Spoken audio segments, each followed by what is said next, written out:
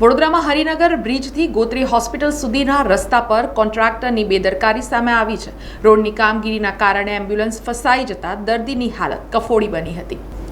વડોદરામાં હરિનગર બ્રિજથી ગોત્રી હોસ્પિટલને જોડતા મુખ્ય માર્ગ પર રોડની ચાલી રહેલી કામગીરીમાં કોન્ટ્રાક્ટરની ઘોર બેદરકારી સામે આવી છે। રસ્તો ખોદી નાખ્યા બાદ યોગ્ય વૈકલ્પિક વ્યવસ્થા ન કરાતા આજે એક એમ્બ્યુલન્સ ટ્રાફિકમાં ફસાઈ ગઈ હતી। દર્દીને લઈને ગોત્રી હોસ્પિટલ જઈ રહેલી એમ્બ્યુલન્સ કલાકો સુધી ખરાબ રસ્તાના કારણે અટવાઈ પડી હતી અને સમયસર હોસ્પિટલ ન પહોંચી શકતા દર્દીની હાલત વધુ કફોડી બની હતી। આ ઘટનાને લઈને ગોત્રી હોસ્પિટલના ફોરેન્સિક ડિપાર્ટમેન્ટના હેડ ડોક્ટર હિતેશ રાઠોડે તંત્ર સામે નારાજગી વ્યક્ત કરી હતી। તેમણે કહ્યું કે ઇમરજન્સી વાહનો માટે રસ્તો ખુલ્લો રાખવો જોઈએ।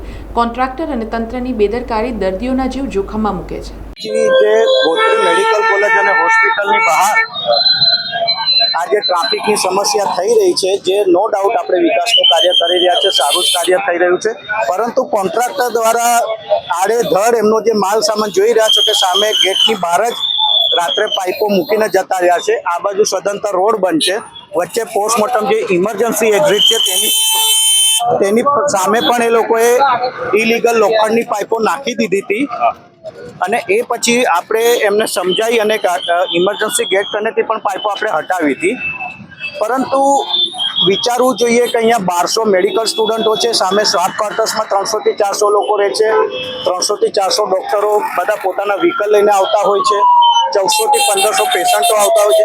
તો અહીંયા મને એવું લાગે છે કે ટ્રાફિક પોઈન્ટ રાખવો જોઈએ। સવારનો સમય બધાનો નોકરી જવાનો હોય, પેશન્ટો આવતા હોય, તો આવા સમયે કંઈક આનું સોલ્યુશન, આ 1 કે 2 મહિનાનો પ્રોબ્લેમ નથી, આ 1 વર્ષ ચાલવાની કામગીરી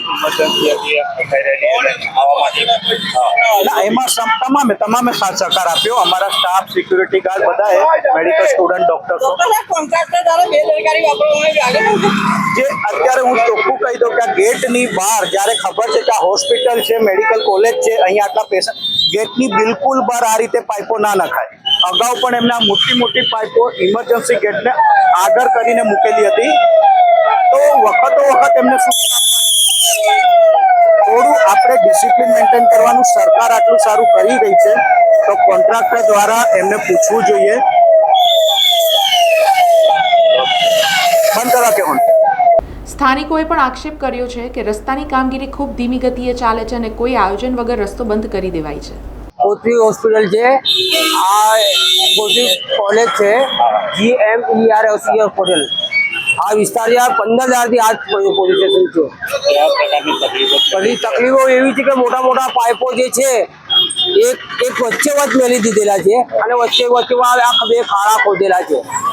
એમાં આ પરિસ્થિતિ સર્જાઈ છે। આમાં એક સાઈડ બી ચાલુ નહીં, એક સાઈડ આવવા માટે જવા રસ્તો નહીં, જવા માટે રસ્તો નહીં, કેમ કે પેલી બાજુ સામેની સાઈડ બી ખાડો ખોદીને મેલેલો છે। ઇમરજન્સીમાં હમણાં તમે જોઈ રહ્યા છો 2 ગાડીઓ ફસાયેલી જ હતી અને એક અંદર પાછળ બી ફસાયેલી છે, આવવાની જવાની કોઈ જગ્યા છે જ નહીં।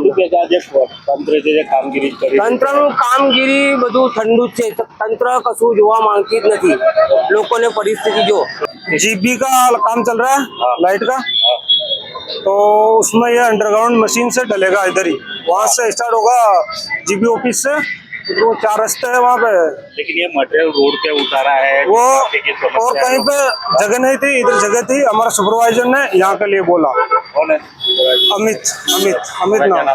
अमित नाम है उसका। तुम्हारा क्या नाम है? मेरा सोजीराम है। अभी जो ये पाइपों उतारी रखी गई है उसकी वजह से ट्रैफिक जाम हुआ, फिर भी एम्बुलेंस फंस गई, क्या कहें? वो तो फंस गई, लेकिन इधर जगह थी। सरकारी हॉस्पिटल, बड़ी हॉस्पिटल के बाहर आप ऐसा सामान रखते हो? नहीं, वो और जगह नहीं थी, दूसरी जगह उतारने के लिए। ये जीबी का काम चल रहा है इसलिए, और कोई नहीं।